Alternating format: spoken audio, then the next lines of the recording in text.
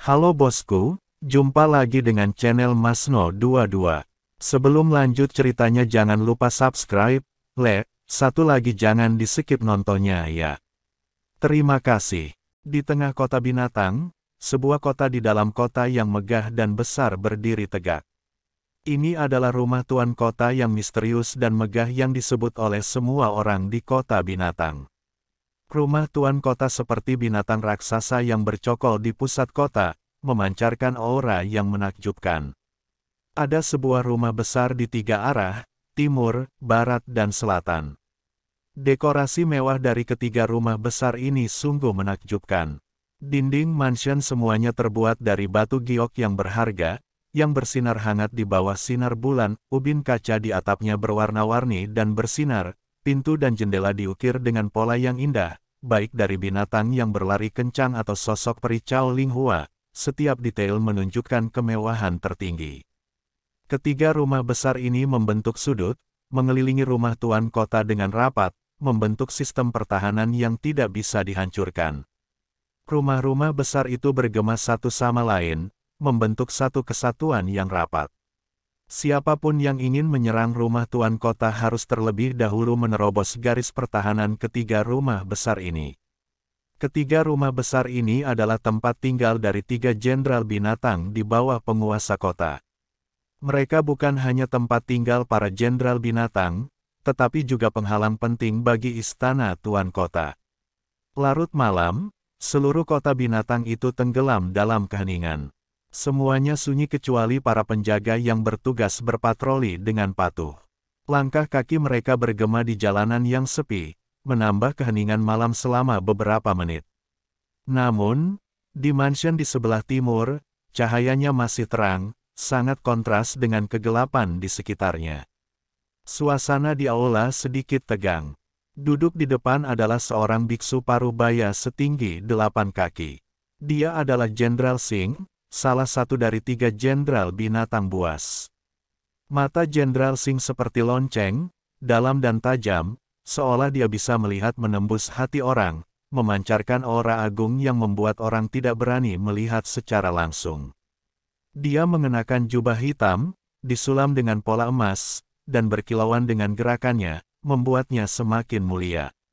Bai Cheng, apakah yang kamu katakan itu benar? Apakah benar ada biksu naga di penjara itu? Dan mereka berasal dari klan naga emas. Suara Jenderal Singh rendah dan kuat, bergema di aula, dengan sedikit keraguan dan rasa ingin tahu. Dia sedikit mengernyit dan menatap Bai Cheng dengan cermat, seolah dia ingin melihat kekurangan dalam ekspresinya. Bai Cheng duduk di bawah meja dan menjawab dengan pasti, Jenderal Singh, beraninya saya menipu Anda.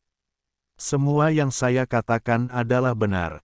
Ada sedikit keinginan di matanya, dan dia sedikit mencondongkan tubuh ke depan, berharap sang jenderal akan mempercayainya.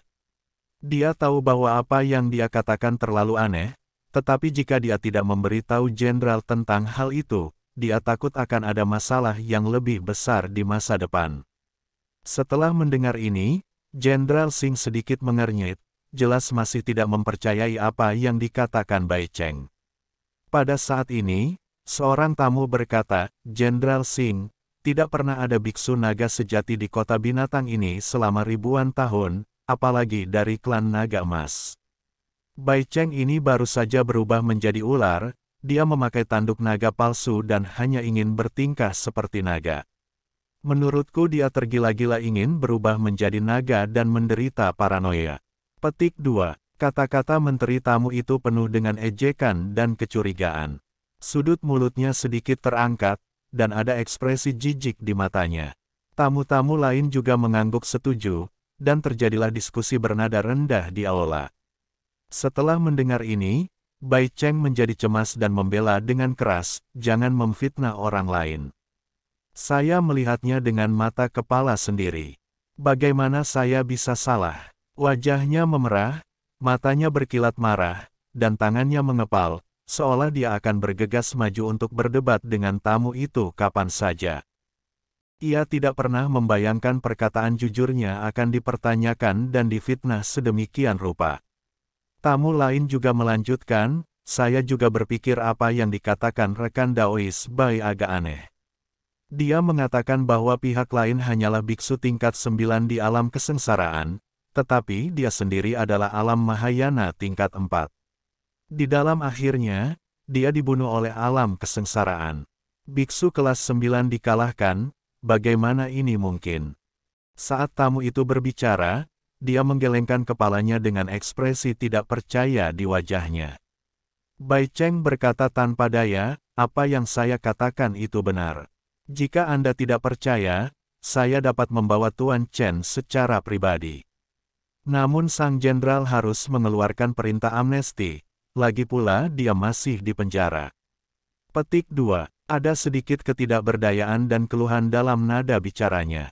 Dia tahu bahwa tanpa perintah amnesti, Chen tidak akan bisa dikeluarkan dari penjara. Bai Cheng, menurutku kamu hanya ingin Jenderal memberimu pengampunan agar kamu bisa menyelamatkan orang yang ingin kamu selamatkan, bukan? Beberapa orang juga mempertanyakan motif Bai Cheng. Ada sedikit kecurigaan di mata pria ini, dan dia menatap lurus ke arah Bai Cheng, seolah ingin membaca pikirannya. Tidak, saya benar-benar akan membawa Tuan Chen ke sini agar Anda dapat melihatnya. Bai Cheng berteriak keras untuk mengungkapkan ketulusan dan keaslian perkataannya. Suaranya bergema di aula, dengan sedikit tekad dan tekad. Hanya saja perkataannya terlalu aneh, tak heran semua orang tidak mempercayainya.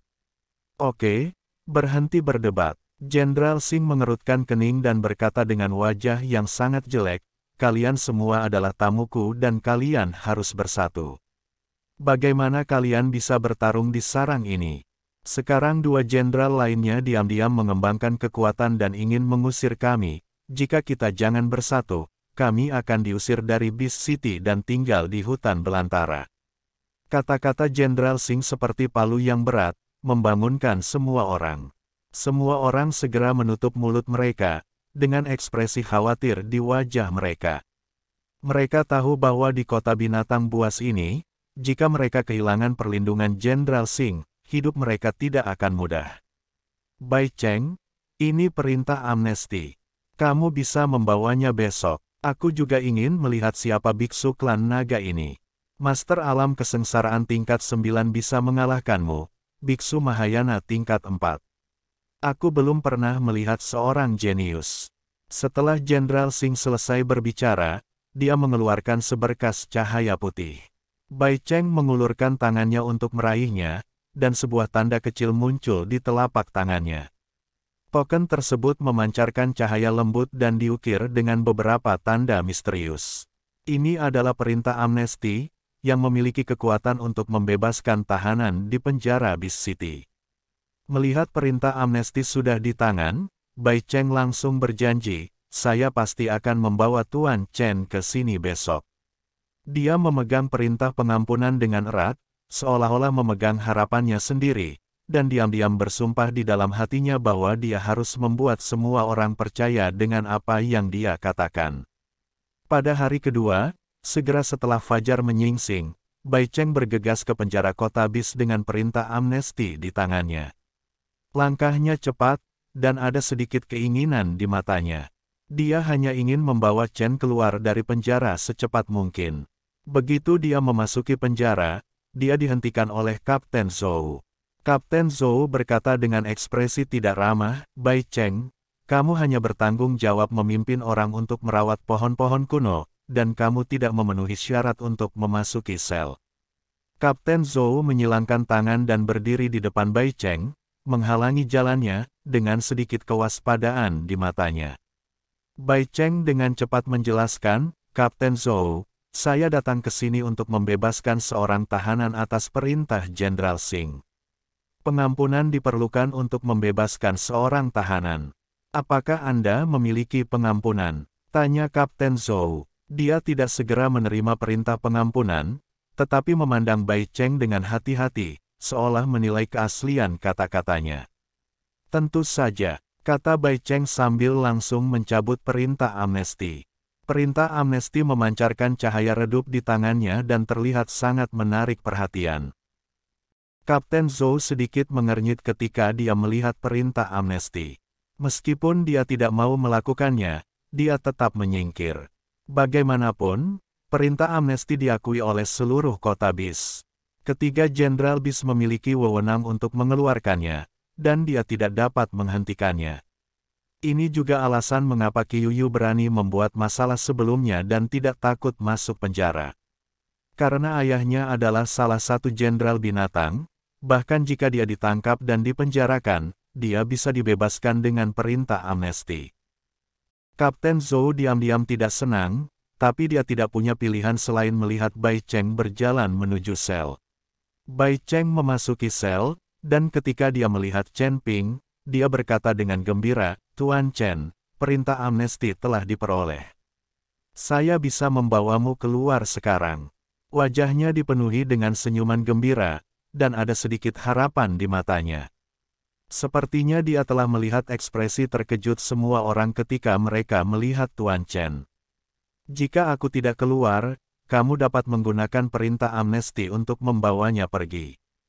Chen Ping menunjuk ke arah saudara laki-laki Yao Mei dan berkata. Chen Ping terlihat tenang dan sepertinya tidak peduli apakah dia bisa meninggalkan penjara. Dia lebih mengkhawatirkan keselamatan Yao Mei dan saudaranya. Bai Cheng tampak malu dan berkata, "Tuan Chen, perintah amnesti ini khusus diterapkan untuk Anda. Jenderal Singh ingin bertemu dengan Anda. Saya memberitahu Jenderal Singh tentang Anda, tetapi tidak satu pun dari mereka yang mempercayainya dan bersikeras agar saya membawa Anda ke rumah jenderal. Jika perintah amnesti ini diberikan kepada orang lain dan Anda tidak bisa pergi ke rumah jenderal, akan sulit bagi saya untuk menjelaskannya, dan banyak orang akan mengira saya berbohong, dan Jenderal Singh tidak akan mempercayai saya." Petik 2. Ada sedikit ketidakberdayaan dan kecemasan dalam nada bicara Bai Cheng. Dia tidak tahu bagaimana membujuk Chen Ping. Ketika saudara laki-laki Yao Mei mendengar ini, dia langsung menjadi gugup. Dia takut Chen Ping akan meninggalkannya sendirian. Ada sedikit ketakutan di matanya, tubuhnya sedikit gemetar, dan dia dengan erat menggenggam sudut pakaian Chen Ping, seolah-olah dia sedang memegang sedotan terakhir yang menyelamatkan nyawa. Chen Ping berpikir sejenak dan berkata, "Pertama-tama bawa dia keluar dengan perintah amnesti. Tunggu aku di luar penjara pada malam hari, dan aku akan mengikutimu ke rumah jenderal." Ada jejak tekad di mata Chen Ping. Dia tahu bahwa dia tidak bisa melihat saudara laki-laki Yao Mei terjebak di penjara, dan jika dia ingin meninggalkan penjara, dia tidak memerlukan perintah amnesti sama sekali. Melihat ini, Bai Cheng dengan enggan menyetujuinya, lalu mengajak saudara laki-laki Yao Mei keluar. Saat pergi, Chen Ping memberitahu Yao Mei alamat penginapan kakaknya, tempat Yao Mei menunggunya. Setelah saudara laki-laki Yao Mei mengucapkan terima kasih yang sebesar-besarnya kepada Chen Ping, dia mengikuti Bai Cheng dan pergi. Langkahnya sedikit tergesa-gesa, dan hatinya penuh dengan keinginan akan kebebasan dan rasa terima kasih kepada Chen Ping. Kapten Zhou sangat terkejut saat melihat orang yang dibawa Bai Cheng bukanlah Chen Ping. Ia mengira Bai Cheng telah meminta perintah amnesti dan pasti akan membebaskan Chen Ping, namun ia tidak menyangka bahwa itu bukanlah Chen Ping. Ada sedikit keraguan di matanya, dan diam-diam dia menebak-nebak tentang hubungan antara Bai Cheng dan Chen Ping. Setelah Bai Cheng membebaskan saudara laki-laki Yao Mei, dia masih memimpin orang-orang untuk berjaga di bawah pohon kuno. Meskipun dia sedikit khawatir apakah dia bisa berhasil membawa Chen Ping ke rumah jenderal di malam hari, dia tetap menjalankan tugasnya dengan hati-hati. Ketika tiba waktunya untuk bersantai, Chen Ping berjalan di bawah pohon kuno itu lagi. Setelah ujian kemarin, kali ini Chen Ping langsung menembus kesadarannya ke dalam pohon kuno tanpa ragu-ragu. Segera setelah itu, jiwanya langsung muncul dalam kekacauan, dikelilingi oleh kekuatan spiritual yang kental. Kekuatan spiritual ini seperti kabut besar, memancarkan cahaya lembut. Ketika Chen Ping berada di dalamnya, dia sepertinya telah memasuki negeri dongeng misterius. Chen Ping tahu bahwa ini adalah kesempatan langka untuk berkembang.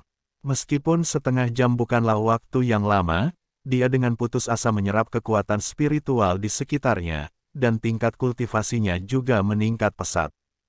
Dia menutup matanya rapat-rapat dan mengabdikan dirinya dengan sepenuh hati untuk proses penyerapan kekuatan spiritual, dan aura di tubuhnya terus meningkat. Bagaimanapun, kekuatan spiritual ini ada di dalam tubuh biksu lain. Ini jauh lebih cepat daripada sekadar menyerap energi spiritual dan kemudian menggunakan keterampilan sihir untuk mengubahnya menjadi kekuatan spiritual. Saat Chen Ping dengan panik menyerap energi spiritual di sekitarnya, cahaya putih perlahan mengembun dan akhirnya membentuk. Seorang lelaki tua berdiri di depan Chen Ping.